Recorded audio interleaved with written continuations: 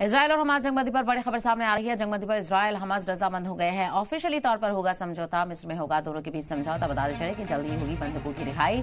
Israel Gaza से हटाएगा फौज, तरफीस हिस्से से होगी फौज की वापसी। तो बिलाखिर एक उम्मीद फिर से जग गई है। बताया जा रहा है कि बाज़ाब्ता तौर पर अब इस समझौते पर दस्तखत किए जाएंगे। इजरायल और हमास के बीच बातचीत मुस्बत होती हुई नजर आ रही है और बताया जा रहा है कि मिस्र में दोनों के बीच समझौता होगा और जल्द ही बंधकों की रिहाई भी होगी।